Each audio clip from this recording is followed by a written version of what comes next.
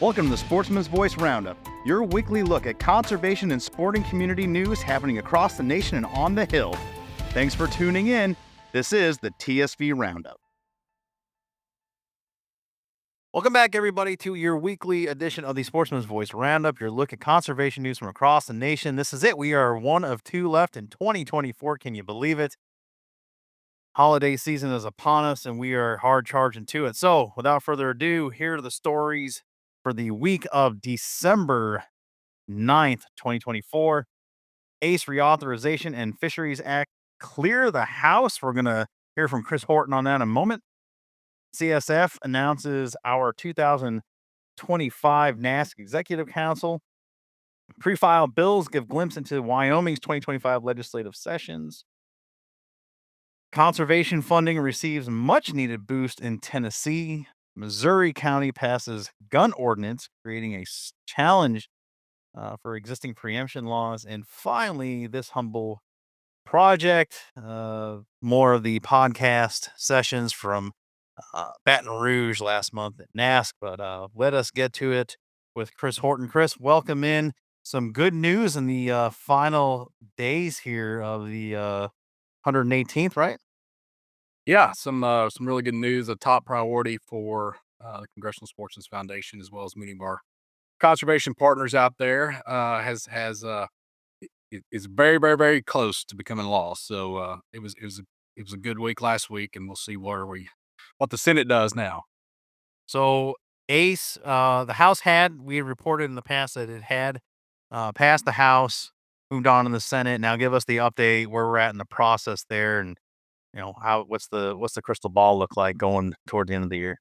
Yeah, well, the House took up the Senate version, which the Senate version had some plus ups for NACA and NIFAP, and of course the House being not too keen on increasing spending, reduced that back down to current levels and passed the Senate version out of the House last week. So that version now goes back to the Senate for concurrence with the modifications the House made, and so hopefully that will happen in the next week and a half. It is being hotlined over there, which means they put it up for passage, and as long as there's no objections, it will eventually pass and become law. But if there are objections, hopefully those eventually work themselves out. We won't know for a while, but it is being hotlined right now, and we're hopeful that that it'll make it to the president's desk before the end of the year. That would be good. Now bring us up to date on the Fishes Act. Yeah, the Fishes Act basically a few years ago, there can be fisheries disaster declarations. So if you have, for instance, in the Gulf of Mexico, when you have a major hurricane come through and just demolish um, communities along the coast and fishing boats and shrimp boats, they're all out of business for a while. That's a significant financial hardship, and they're eligible for some financial help from the government through a disaster declaration. And several years ago, we were successful in getting the fishing community sort of included in that too. So charter boats and fishing tackle retailers, because obviously it hurts their business as well. Um, but unfortunately, there's one step in the process that has been a little bit of a challenge, and that is the final step for the OMB to approve the state spending plan. So when there's a disaster declaration issued, the state works with the local community to figure out how they're going to spend this money, how they're going to allocate it to all the folks and the businesses that need it. And then they get that plan approved by NOAA, and then NOAA sends it to the Office of Management and Budget, and OMB has to approve it. Well, OMB doesn't really have a deadline to approve it, so sometimes they drag their feet far too long. So the Fishes Act just basically puts a reasonable deadline that OMB has to approve the plan so they can get the money on the ground. Well, good. Um, Certainly saw our share of that this summer in the Gulf states anyway, with some of those big storms that run tearing through there Yeah, and Florida some was early season flooding. Yeah, the Florida fishing community was really impacted on the West Coast Yeah. this year, so Okay. Well, quick down and dirty synopsis of what's going on. The government continues to work, and in these closing waning days, it looks like definitely probably one. It might look like, and then hopefully getting some relief to those folks and those impacted communities towards the end of the year, and we'll look forward to updating these stories here if we do so before we close shop here, as it were, and then on this here program. So mm, go ahead. Yeah, no, I was just gonna say it's really encouraging that even though in this time of really partisan politics in DC where things are it's tough difficult to get things done, where, you know, conservation, and the outdoor, um, our outdoor heritage is still a priority with members of Congress. This is bipartisan, and it's something that they can come to an agreement on. I think, the ACE Act, and to a lesser degree, the FISHES Act, but certainly the ACE Act is a really good example of that, of how kind of put aside our differences and come together for conservation. Makes all the sense in the world. We talk about it week in and week out, so it's an easy bandwagon to hop on. Um, Before we check out with you, anything else you want to cover for the end of the year? Anything we need to look forward to going into a new Congress in 2025? No, I think we've got a lot of opportunities. There were a lot of bills that we worked on this year, the Race to Reef being one that I think, we learned a lot on that, on this first round, and, hopefully be able to pick that up and hit the ground running early in the next Congress. Obviously, you and I were talking earlier today about some of the stuff going on with striped bass, in the in the Atlantic States Marine Fisheries Commission, and some of the management options that they're looking at, and we will certainly be chiming in there. But that's one issue that's pressing as of right now. So the next time we talk, I'll have some updates for you on Great. that transpired. So Well, we look forward to it. Thanks for your reporting. And if we don't talk, have a great Christmas and Happy New Year, and we'll see you in 25. same to you. Merry Christmas. All right. Thanks. All right. Thanks to Chris for his time and that update there. Let us continue on with the week's news. So, press release went out on the 9th about our 2025 NASC Executive Council announcement. This was all announced while we were in Baton Rouge. But here's the rundown.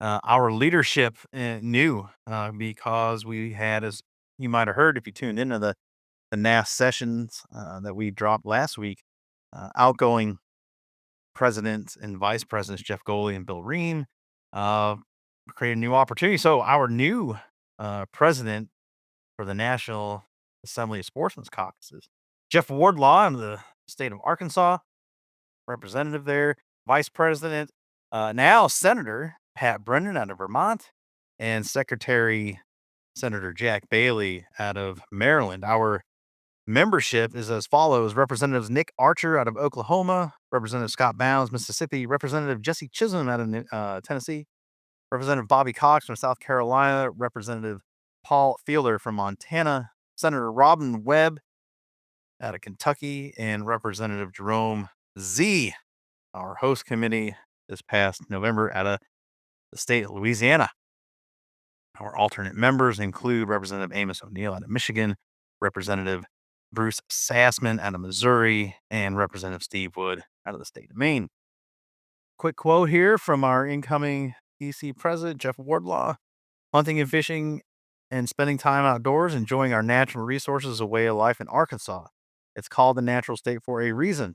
He continues, serving on the NASC Executive Council has been an honor for me, and now I look forward to working with CSF and my colleagues as we build upon our prior 2 decades of success.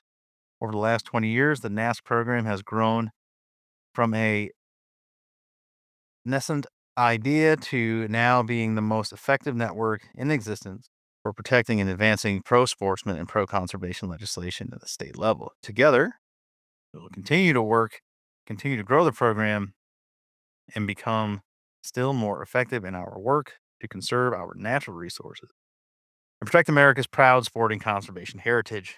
Quote. This from CSF President and CEO Jeff Crane. As we enter into a new year, our vision is set forward on what is to come. 2025 will bring its unique challenges and opportunities, and with immense strength of the NAS network, I have no doubt that we will continue to make monumental difference in the new year. Uh, he continues, the Executive Council plays a pivotal role in assisting CSF and NASC in our mission to protect and promote America's unique conservation legacy. and we greatly appreciate the steadfast dedication and support. End quote.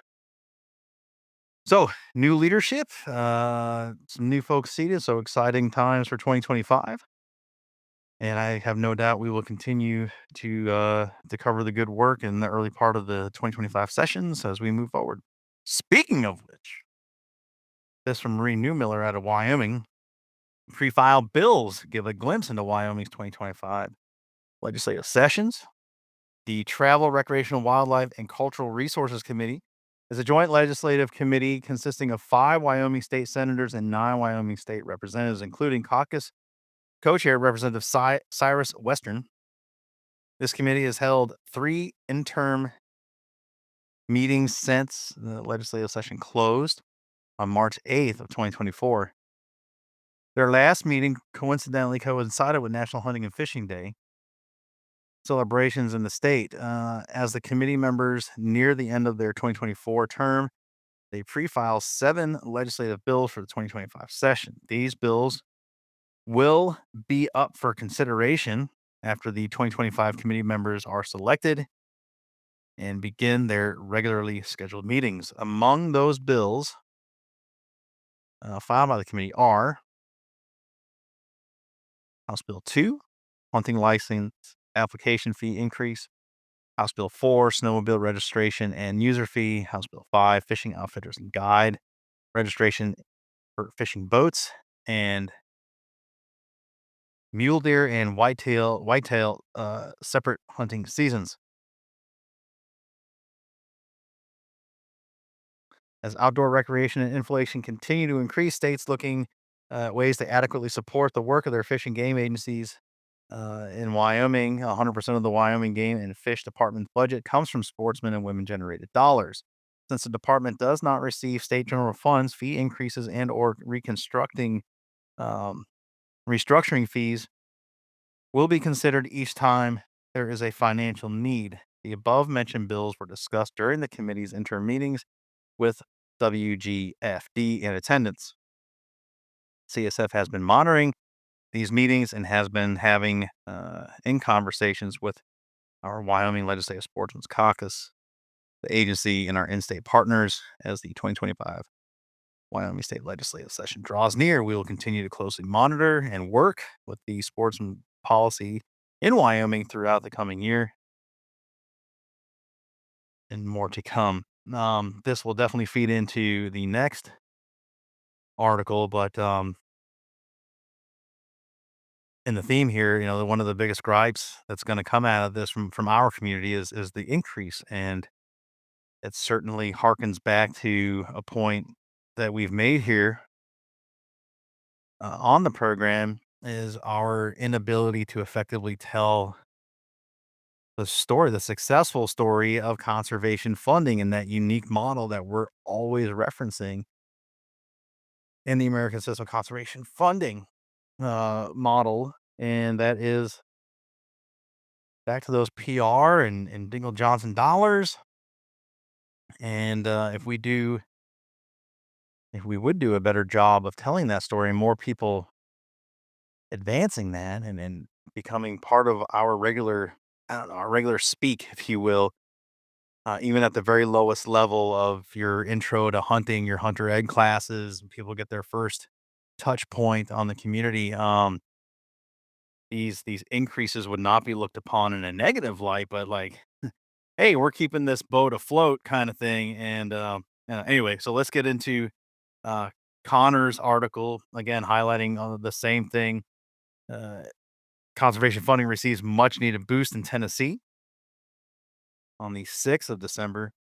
Tennessee Fish and Wildlife Commission voted to increase most hunting and fishing licenses by 28%, among other adjustments. The much needed fee adjustment was the first in 10 years, and it was done as provided by Tennessee law, which allows the TFWC to increase prices in accordance with the Consumer Price Index. CSF submitted a letter of support and emphasizing the importance of the much needed license and permanent fee increases. And this is, again, here's another common theme is you will go for long periods of time in states where there are no license increases, and then when they do have them, to adjust to where we're at, especially in the last few years with inflation being what it is. People come unglued about this stuff. Again, I don't know how people expect these agencies to operate without those funds, and where we have a decline nationwide.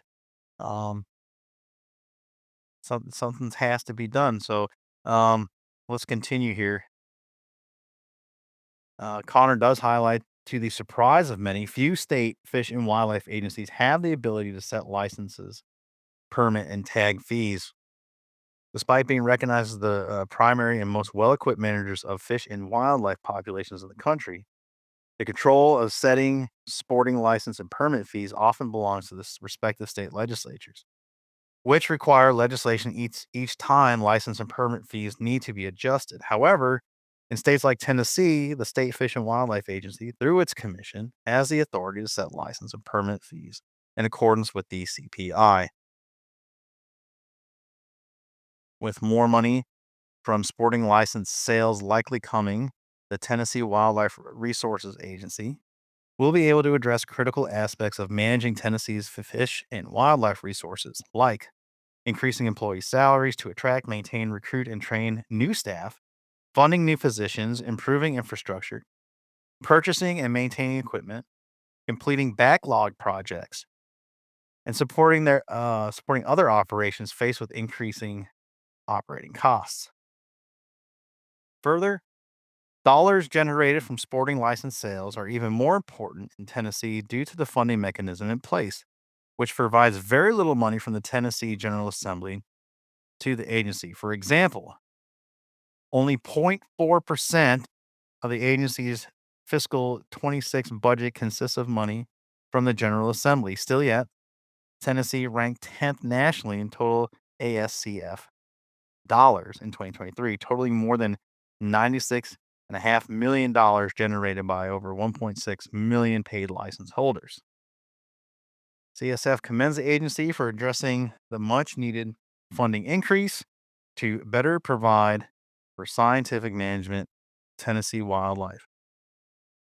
CSF will continue working with the agency and our in state partners to conserve Tennessee's public trust natural resources. Again, this really is good news, um, though it will be met with pushback from the community, no doubt. Um, let's kind of shrug the shoulders. I get more people involved. We continue to grow the community. Then there is more financial support to keep these things going, to for mission delivery from the agency.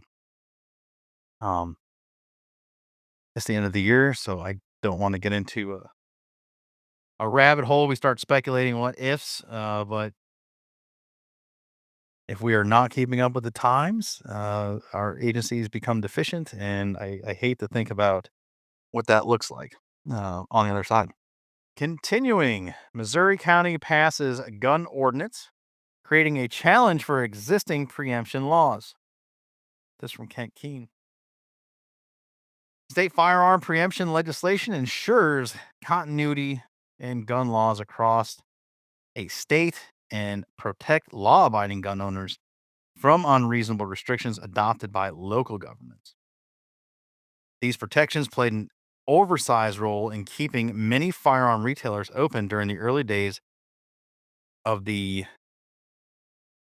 pandemic, and once again are being cited in an effort to protect gun owners from new restrictions in the Missouri County. Last month, officials in Jackson County, Missouri, passed a suite of new ordinances that banned anyone under the age of 21 from owning a handgun or semi automatic rifle, with a few exceptions. These ordinances were passed following the fatal shooting that occurred at the Kansas City Chiefs Super Bowl celebration earlier in the year. Many partners in the industry have pointed out that these new ordinances appear to violate Missouri's existing state firearm preemption laws, and the Missouri Attorney General has indicated that he plans to sue the county for this violation. During the early days of the pandemic, CSF and partners closely monitored efforts to use the pandemic as a means of curbing firearm use, and sales in certain areas throughout the nation. In many of the cases, CSF supported state firearm preemption laws, played an important role in defeating these efforts, meaning the law abiding sportsmen and women were able to continue to enjoy hunting and shooting sports opportunity while practicing reasonable recreation.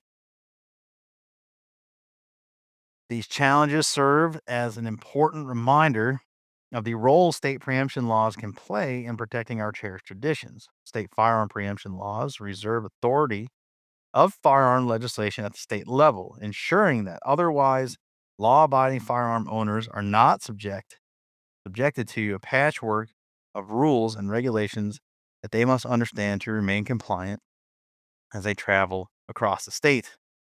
CSF continues to advocate the passage of and protect against efforts to undermine preemption legislation across the nation, most recently in states like South Dakota. Last month, Missouri's existing preemption laws have come back into the spotlight following the adoption of the new ordinances in Jackson County. As we said, that prohibit someone of 21 or under from purchasing handguns, semi automatic rifles. Because of Missouri's strong preemption language on the books, it did not take long for many in the industry to draw attention to potential violation and for the AG to announce his intention to sue the county over this effort. We will continue to monitor and report back when we can with updates.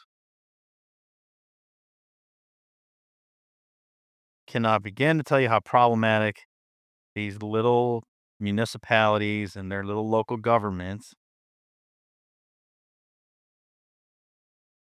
how they become problematic in creating their own sets. And, again, as we've talked about, it's enough to keep up with your local state rep and state senator. A lot of people have no idea, even when their town halls or their mayor, select board, alderman, whatever they're called, are meeting and creating local ordinances. And wouldn't that just be a shame if you're just out there doing your thing and all of a sudden you're in violation of some local foolishness? These laws are important to make sure there's that continuity across the state and not put their law-abiding residents in a jam. And then also, come back to the fact that every time there's one of these incidences, there's got to be some knee-jerk reaction. Somebody has to do something to feel good. I think they're making a change. Again, end of the year, I'm not going to get on a huge soapbox and then go down these rabbit holes. However, I will draw your attention back to the state of Maine, the tragedy they had there late last year, and governor felt compelled, local government felt compelled to do something to fix something, and they instituted a 72-hour waiting period for firearm transfers, which has done nothing but cause trouble for, again, law abiding folks going through the rigors. That state has since had suit filed. So hopefully in the new year, as it pertains to Maine, we'll bring you hopefully some good updates there on that issue. But again, the overarching theme of my point here is every time there's an incident, somebody somewhere has to do something. Here again, as Ken article points out, uh, the terrible shooting there at the Super Bowl parade earlier in 2024, um, again highlights that same thing. Somebody has to do something, and in this case, uh, seemingly more egregious than a statewide broad net casting. This really just muddying the waters from a local county level municipality, making their own rules, and that won't fly, and that AG is gonna let them know exactly why. Finally, um, I wrote an article just highlighting, the sportsman's voice at NASC. I don't wanna just brush this off, but I am also respective of you guys' time that we have talked about this. All of our guests, what the sessions included. We dropped both feature presentations back to back last Thursday and Friday. Again, almost 6 hours of conversations, all in half an hour, bite sized pieces. So if you listen to the intros of each each episode. I tee it up. I give you the order, who's on, what we're talking about. You can jump around as you'd like. And again, I recommend you take it all in. There's lots of good information there. We got some really great guests, and they're all worth listening to. And again, it's more of a microcosm of what NASC is, what NASC does, the information sharing, and kind of this heads up. This is happening in this part of the country or in a couple of these states. Be on the lookout down the road in your state. And again, a lot of information sharing and exchange here and success stories. What worked this session? What worked towards the end of the last session? How do we thwart these? How do we go on the offense and present proactive policy legislation? Um, Again, it's just a great network, the NAS network. It's the demonstration of the power of it, the power of collaborating with each other within the network, within our executive council, and moving initiatives forward or thwarting bad policy.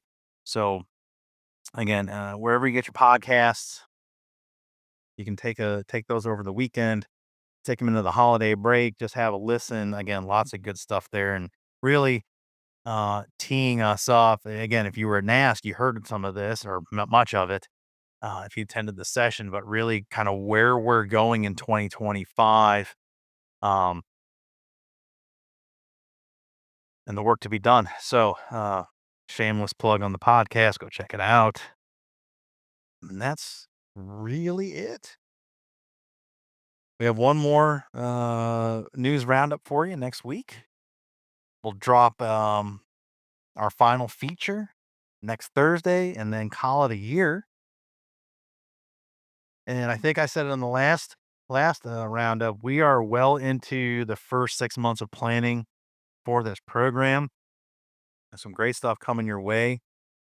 We will kick off the year with a little bit more of what I just talked about, more of an in-depth look at um, our policy priorities and what that means, what we're looking to do as an organization, what we're looking to do with our NASC leadership and network and our legislative uh, sportsmen's caucuses across 50 states. So you can look forward to that dropping on January 9th, and then we're all systems go all the way into June and beyond. Keep planning out the year, but I thank you all again for your support, bringing us along in your day, wherever you're at, and making this program continue to grow.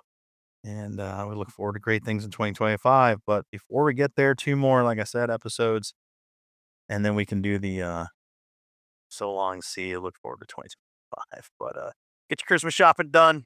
The days are darker and dreary here in the Northeast. It's okay because it's pre-Christmas, and I dig that. Anything after New Year's Day, we can send it somewhere else. But alas, I live in New Hampshire, and this is what it'll be till April. But for now, it's festive, and heck, we got some snow for some tracking in mid southern New Hampshire, and it was pretty cool to get out and cut tracks on deer. We haven't had that in a handful of years. So that's nice. So hopefully, wherever you're hunting deer, if you got some snow, you're able to go out there and have fun. Duck seasons are here, there, and everywhere, and plenty of opportunity to field. So do enjoy your time out there. Be safe, and we will see you next Wednesday and Thursday. Until then, we will see you later. So long. Bye bye. Thanks for joining us on this edition of the Sportsman's Voice podcast. Ladies and gentlemen, your support is crucial, and you can help us out right now by leaving a review, filling in those 5 stars where available, sharing this episode with friends and family, and engaging with us socially. CSF can be found on Facebook, Instagram, and X, formerly known as Twitter. Together, we can protect the outdoor sports we love and continue to keep you informed wherever you are. That's it for this week. Until next time, we'll see you later.